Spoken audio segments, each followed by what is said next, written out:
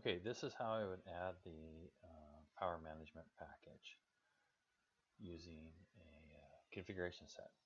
So right click and I'm obviously in the image configuration editor. I have the right distribution share loaded, which in my case it's the 64-bit distribution share. I'm going to right click and I'm going to do new answer file. All right, by default it's always going to put the core in. In a minute I'll delete that back out.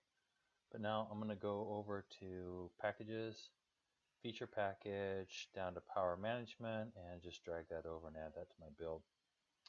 Then we must, because all packages are unlocalized, we must always add our language packs back in.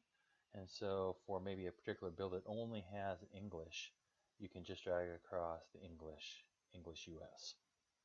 So I must go up and do a validate, and I'm going to add the required packages.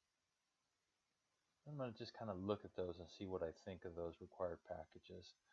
So for some reason it drug in a driver, SCSI adapter, PHP. I think I'll go ahead and leave that in. Fonts, added fonts, that always is going to be the case. The core file system. So for some reason something triggered the core file system. WinRE recovery agent. That we could probably safely remove if we wanted to. The language pack obviously there, and the core itself, it makes it rather large, and we don't need it because the core is already in it. So we can just delete that out of there. So now we have it made up of our, call it configuration set. So questioning this driver, but I think I'll just go ahead and leave this in. Fonts we need. There's the power management that has the power config stuff that you're wanting. System file, services, probably could remove this out of it, but I won't at this time. So now we go up and we say tools, create a configuration set, and let's just push it right to the desktop, and we'll do a new folder, and we'll name it Power CFG. Go ahead and open that, and we will push the configuration set into that. Go ahead and open it.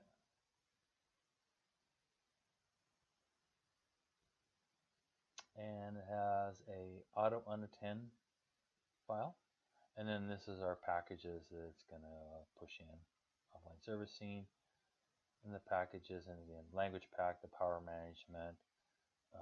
I questioned a couple of these, but anyway.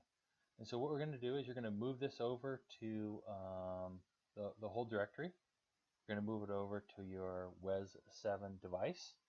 And then you're going to run a dism command, and you're going to point it at this autounattend.xml file. And I don't have the dism command handy, but you should be able to just look it up. Let me go off and see if I can get that dism command. Oh, poof. Oops. Wrong button here. Icon this and the tools. And then you see I'm in a VM right here, and so that's why it's also giving me some grief. I should have had this dism command ready. Again, I'm now over on the WES7 device. If I was, I would go into command prompt, run as administrator. Yes. And then I'm going to, if you want, you could head right over to where this is at, which is, and it's probably slash c:/users slash, what is the name of my user on this one? User 1. Desktop, dir, change that power, oops, up arrow, power config, dir, dism, I always forget the syntax of this. It's going to be dism, add package. Oh, dism slash online. It's got to be an online thing. You can do this on the running system.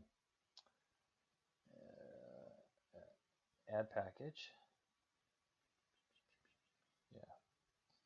And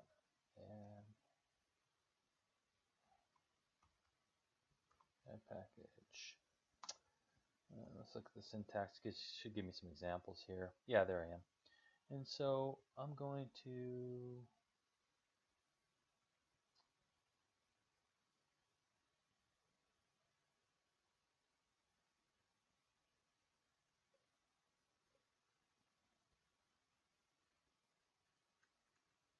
just make sure it's right. I think it's add package slash package path colon and then the unattend.xml, but just let me look.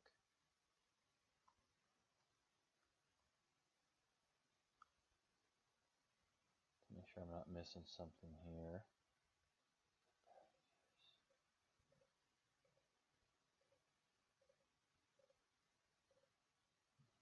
Oh, sorry, it's apply unattend.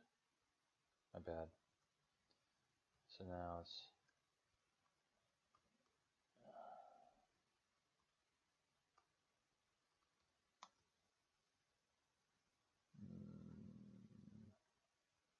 you can see all my typos now. There I go. And now you're gonna say